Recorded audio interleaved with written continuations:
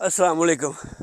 वो आंदे ने कि जे तुहाडी जेब भारी है, तुहाडे जेब च पैसे ने, तो फिर तुहाडे सारे रिश्तेदार ने, ते जे तुहाडे कोल कुछ नहीं हैगा तो फिर तुहाडा कोई रिश्तेदार, कोई बेली सज्जन नहीं। कोई बंदा सी बड़ा ही माड़ा, चोखा ही माड़ा सी बेचारा, ते उन्होंने कोई भी रिश्तेदार उन्होंने जड़ा ना होंदा, उन्होंने मूंह नहीं सी लांदा। खुशी ना कोई खुशी ना कोई गमी, गमी तो दूर की गल, उन्होंने खुशी के टाइम कोई शादी तो भी नहीं सी सादा भी कि भी इन्हें न्यौतरा भाजी की देना, इन्हू पल्ले उन्हें कोई देने पै जान। तो मुंडा सी एक होंदा 18-20 सालों का, वो नवा नवा खून सी, ते वो जो चीज़ वेंदा सी उन्होंने बड़ा दुख होंदा सी, तो बड़ा जोर मारदा सी भी किसी न किसी तरीके जड़ा है ना कोई साढ़े कोल भी चार आने आन, ते असीं भी जड़ा रिश्तेदारां च उठण बैण वाले हो जाइए। खैर उनका कोई चक नहीं सी हटदा। उन्हें किसी आदे बेली सज्जन नाल भाई दौड़ के ना उन्हें यूरोप की डंकी ला ली, ये सोच के भी जे पहुँच गया तो ठीक है, ना पहुँचा तो केड़ा भी इत्थे अगे भी तो इत्थे भुख ही नचदी पई है।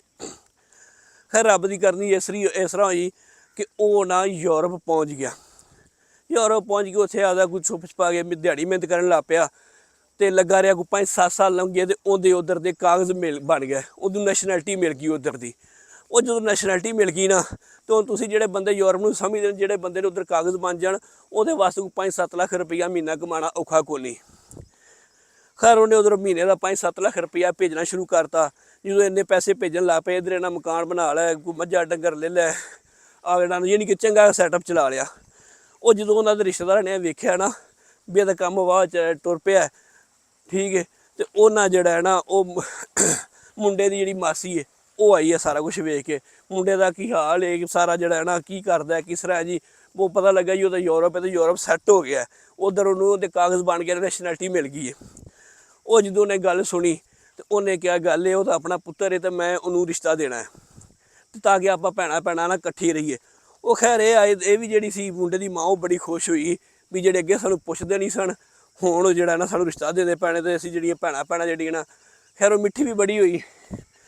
अच्छा इस तरह जो मुंडे की फुफी नूं पता लगा ना, तो वह भी आके जड़ा ना वो कर दी, मैं तो आपदे भरा नाल रलना है, तो गल ये कि मुंडा मेरा है, तो मैं रिश्ता देना है।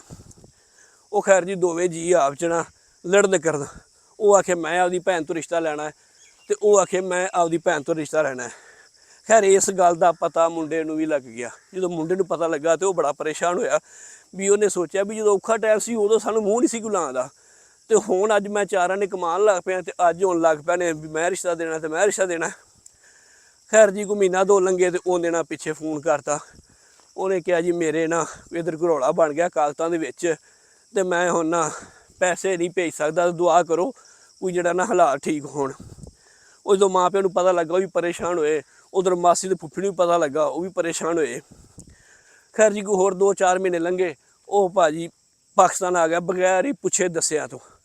वो जो घर आया तो उन्हें गंदे कपड़े लिबड़े कपड़े पाए, तो घर आया तो सारे घर दे वेख के परेशान हुए भी हो की गया है। वो करदा जी मैनू उन्हें डिपोर्ट करता है, मैनू उधर कढ़ता, मेरे कागज़ जिहड़े ना रिजैक्ट हो गए ने। वो जो इन्हां चीज़ों का पता लगा ना वो मासी ते फुफी नूं भी वो तो डिपोर्ट हो के वापस आ गया, तो उन्हें कहा भी ये मुंडे नाल ही सारा काम सी, तो जे मुंडा ही उधरों यूरोप च आ गया ही, तो सोचा सी ये है कि असीं रिश्ता देंगे, साडी धी भी यूरोप जाएगी, तो वह भी रजेगी, तो असीं भी रजांगे। तो जो उन्हें सोचा, तो जी ना मुंडे की मासी वो आई मुंडे की माँ को, तो उन्होंने कर दी कि मैं नहीं चाहती, गल यह है कि ये भैन भरा च निखड़न, तो तुसीं इस तरह करो इहदी फुफी को रिश्ता ले लो। अच्छा इस तरह जी फुफी सी वो आई, वो आ के कहती भी मैं नहीं, वो आपके भरा आती भी मैं नहीं चाहती ये भैन भैन जी है ना आप च निखड़न, तो तुसीं जड़ा ना रिश्ता उधर ले लो। और जो ये पता लगा ना उन्होंने, वो परेशान हुए, तो मुंडा करदा परेशान ना आपके माँ प्यो ने परेशान ना हो, ऐसे वास्ते मैं इधर आया था, मेरे कागज़ कूद रिजैक्ट को नहीं होए, मैं उन्होंने डिपोर्ट को नहीं किया, मैं छुट्टी लैके आया, तो यही नतारा तुहानूं मैं करन आया था कि जेड़े साडे औखे टाइम नहीं सन ना बने, वो अज सौखे टाइम सिर्फ पैसे की वजह तो ने, तो अज भी साडा रिश्तेदार नहीं बनाना चाहते, वो सिर्फ साडा रिश्तेदारी साडे पैसे नाल बनाना चाहते हैं, तो ये साडे कोई सक्के नहीं। तो मैंने इहो जिहे सक्कियां दा की सक लैना, जेड़े औखे टाइम तुहानूं पुछण भी ना, तो सौखे टाइम तुहाडे जिहड़ा ना रिश्तेदार होंदा जेहड़ा औखे सौखे वेले तुहाडे नाल होवे। ते अल्लाह पाक तुहानूं सारिआं नूं खुश ते सलामत रखे, ते वीडियो चंगी लगे तो लाइक तो शेयर लाजमी कर दिया जी।